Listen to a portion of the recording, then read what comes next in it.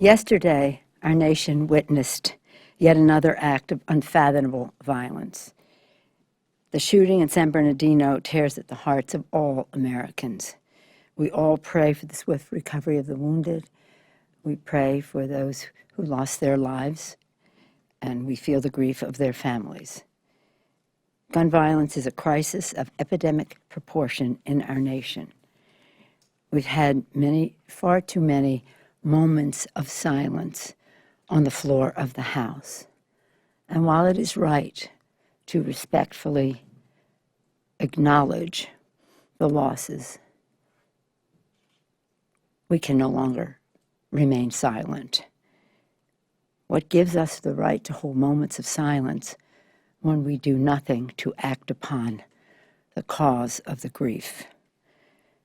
For a while now, we've been asking for the Congress to pass the bipartisan King-Thompson background check bill. We've been asking the Speaker to create a select committee on gun violence, first Speaker Boehner and now Speaker Ryan. Perhaps no vulnerability is more glaring than the loophole that allows suspects on the FBI terrorist watch list to buy a gun. In the past, 10, 11 years, more than 2,000 terror suspects have bought guns in the U.S. 91% of all suspected terrorists who try to buy a gun in a store in America walked away with his or her weapon of choice. We must close this outrageous loophole. 3 times this week, Republicans overwhelmingly voted to protect terror suspects' ability to buy lethal firearms. The most recent time within the past hour on our motion associated with the rule. 3 times Republicans blocked the House from even debating Republican Congressman Peter King's bill called Denying Firearms and Explosives to Dangerous Terrorists Act. Republicans should join Republican Peter King, their own, and Democrats to keep guns out of the hands of terrorists. We can and should make the bipartisan effort for the American people. I mentioned this bill.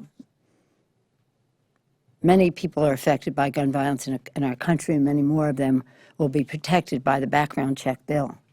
But what could be more egregious than to have an FBI terrorist watch list that being one, it does not prevent you from buying a gun? How far does the NRA need to go? Why can't they join us in passing this bill to protect the American people? How insecure is the NRA that even on a bill of this egregious nature is one that they have to oppose? On another subject, Congress has just 4 legislative days left before December 11th, the deadline to pass an omnibus bill and avert yet another Republican shutdown of government. This week, let me just give you a little chronology on this. As you know, in September, we passed the bipartisan budget agreement, which is the blueprint for how we would go forward with the appropriations bills and to keep government open. At that time, we agreed on a compromise bill.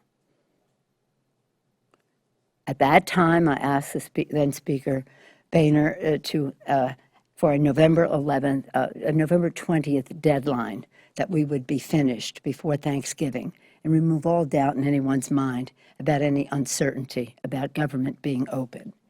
Speaker said maybe we can't do it by then, but by the 30th of November, we would have our pieces in place. The 20th of November, we would have our pieces in place so that the bill could be written over the Thanksgiving break and we would vote on it this week. Instead, there's been this long, drawn-out process, which so far has not produced very much, and that's unfortunate. We went to that table ready to compromise, as we had done on the budget bill, and, in fact, the top line numbers, as those of you who are familiar with the appropriations process, was a number that we agreed to in the budget. We didn't like it, but we agreed to it as a compromise. The Republicans, departing from tradition, just simply divided up the number the way they want it. Usually we have to vote on that, but they decided on what the distribution of that money would be, and we accepted that. And the committees worked on how that money would be allocated. Next, they went to the subject of riders. It was left in the hands of the appropriators, and they went on for days and days discussing the riders, trying to narrow the list of disagreements. That work, that bipartisan work, was given to the Republican leadership, and they came back with a proposal to us that completely erased all of the work that had been done to reach compromise on these riders. Now, this is inside baseball. This is process here. What they sent us back takes your breath away. It is so stunning. A bill that it literally takes your breath away. It takes your breath away if you're a child who wants to breathe clean air. It's a bill choking under special interest riders. For workers, it stacks the deck for special interest at the expense of America's working families. As far as Dodd-Frank is concerned, it empowers Wall Street at the expense of America's consumers. In terms of campaign finance, hopefully this will not be in the bill, but what they're striving to do is to advance a toxic campaign finance measure that would embolden, again, special interest at the expense of the American people. These are but a few manifestations of who has the leverage in this bill. It is certainly not America's working families. This is not an appropriations bill with a few policy riders. This is a Tea Party policy wish list with an appropriations bill as an addendum to it. This is not the way you fulfill a budget that meets the needs of the American people. Last night, we sent back our counter to their proposal, which we think was damaging to America, and we look forward to receiving their response.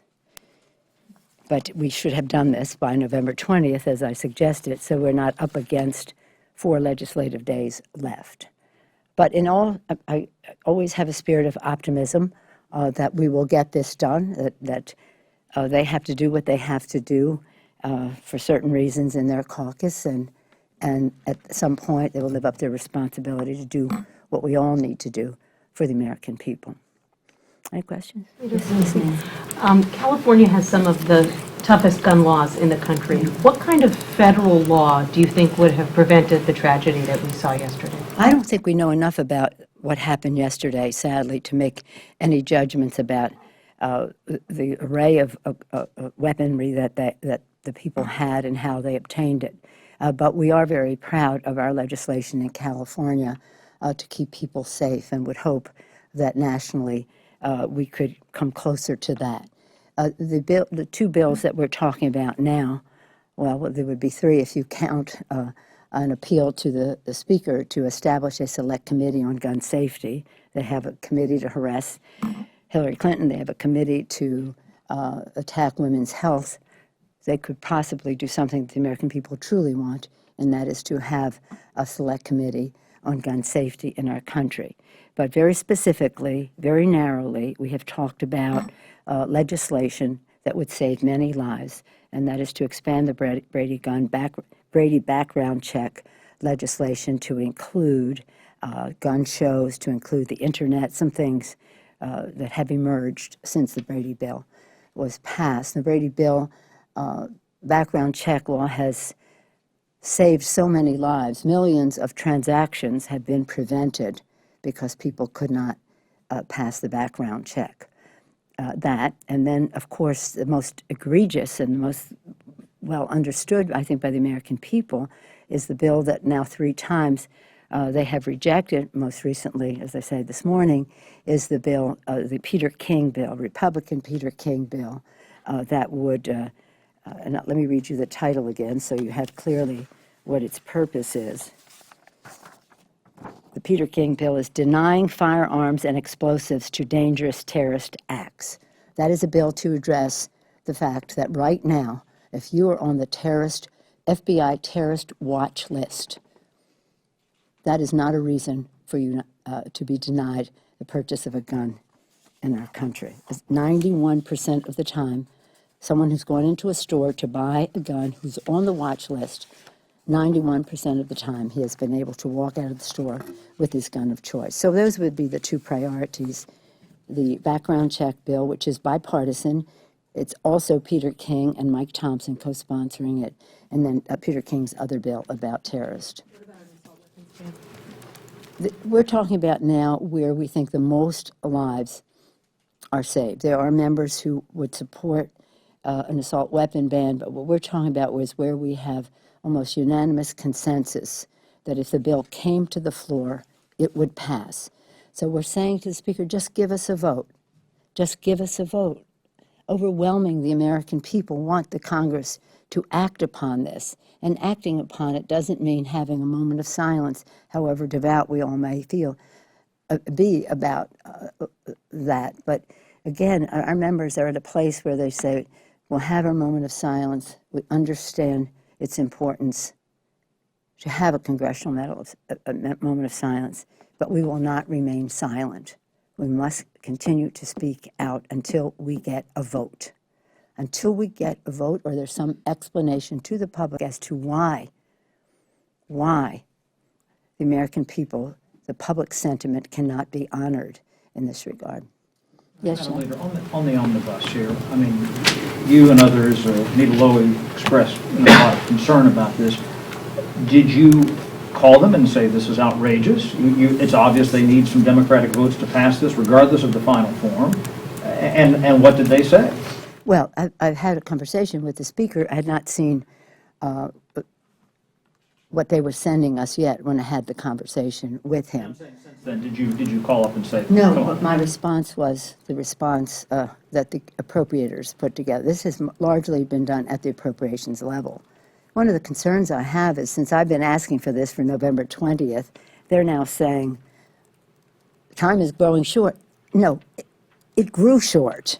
Time is running out. So don't make it sound like you've just discovered we only have, what is 4 times 24, under 100 hours of legislative days left.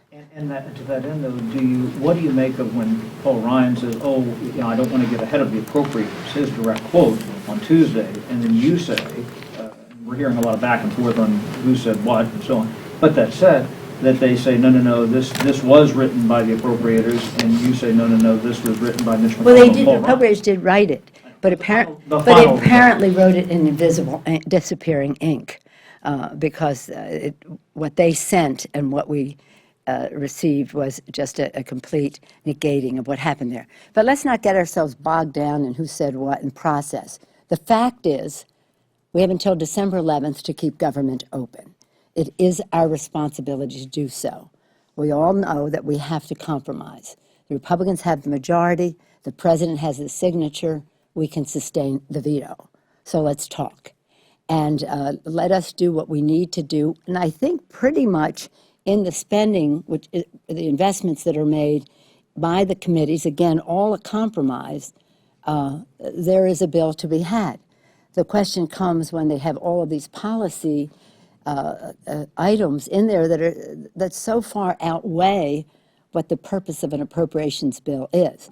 We might as well just abolish all committees and say that the Appropriations Committee writes all policy and all appropriating for the Congress of the United States.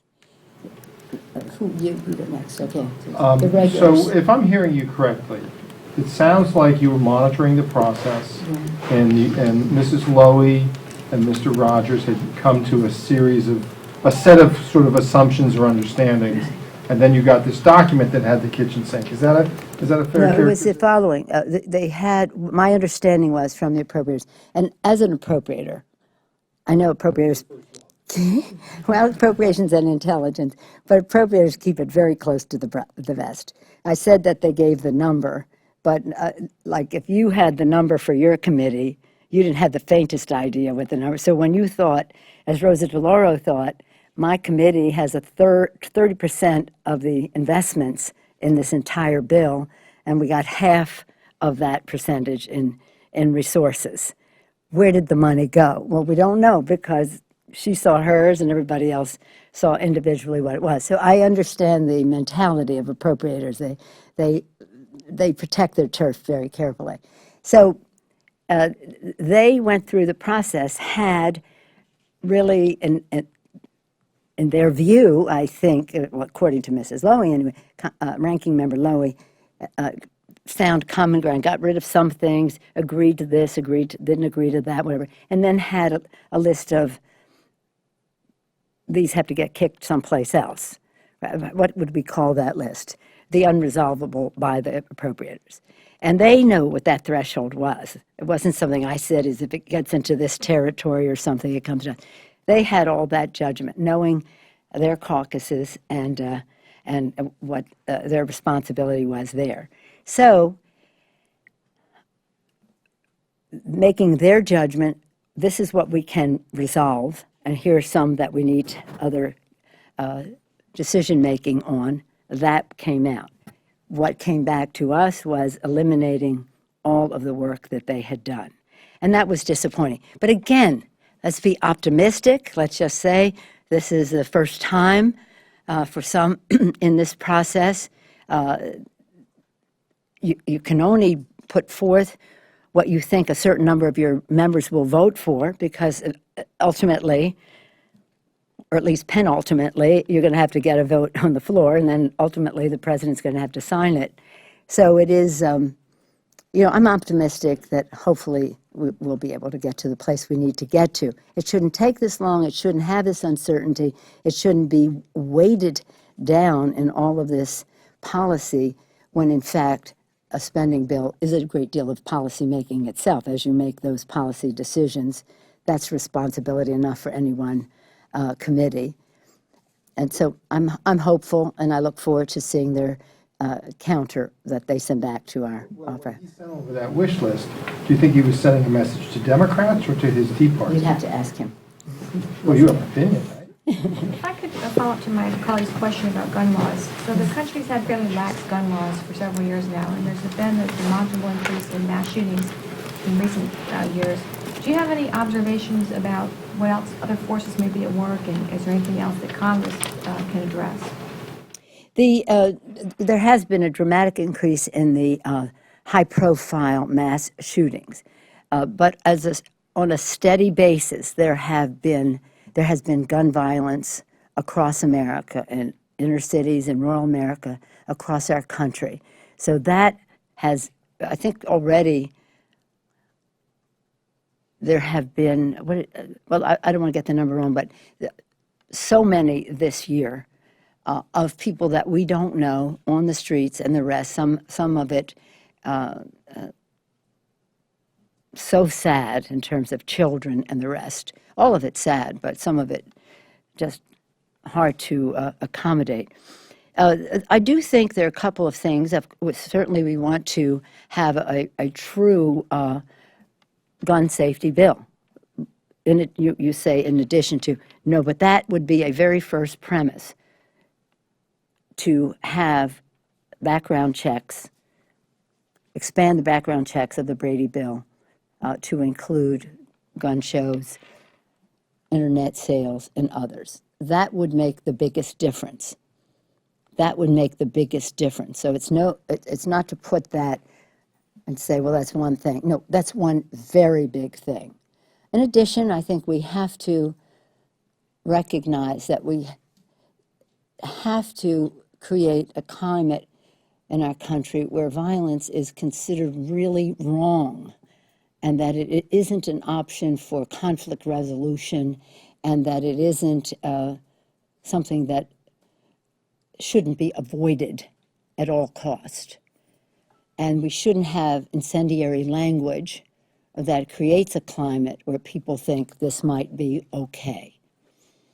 In addition to that, we have to be carefully put together mental health legislation in a way that is true and real. When we had the majority, we passed the Mental Health Parity Act. It was really groundbreaking in terms of treating mental health as what it is, physical health. But now we need, and in addition to that, we need more legislation, and we should work on that, and we have to do it in a bipartisan way, and it is possible to do. It is not in sight, but it could be. And again, just to create an atmosphere in our country where, I mean, people look at us from overseas and they say, what is going on there? How do you explain yourselves as to what is happening in your country on a day-to-day basis? And as significant as the high profile and mass shootings are, and they're horrible, they should not eclipse the day-to-day violence that exists in our country. Yes, sir. House Republicans this morning, I believe, unveiled a security plan, but it includes new restrictions on the visa waiver program, which is something that was started to get debated maybe even before the Syria refugee bill a couple of weeks ago. So where would Democrats support restrictions on visa waivers? How do you see that developing on the omnibus, and also in relation to what's happened with Syrian refugees? Will that go away? I think that, well, you have several questions there. I don't know when we've all been interested in tightening the visa waiver program. It's important to note that perhaps 20 million people come to the United States each year under the visa waiver program from many countries that are friendly to us, but some people who have a right to come to the country through that country who may not have the best intentions. And so it was important to have a tightening of the visa waiver. There will be a bill. There was a meeting last night, bipartisan, that came to terms on a bill. I'm hopeful that it will be brought up next week, and it will have all of our support. Without going into the technicalities, you'll see what it is when they post it. But I think it's a good bill and strikes a balance. Again, another occasion where we could work together to get something done, as we did yesterday on the ESEA, the Elementary and Secondary Education Act.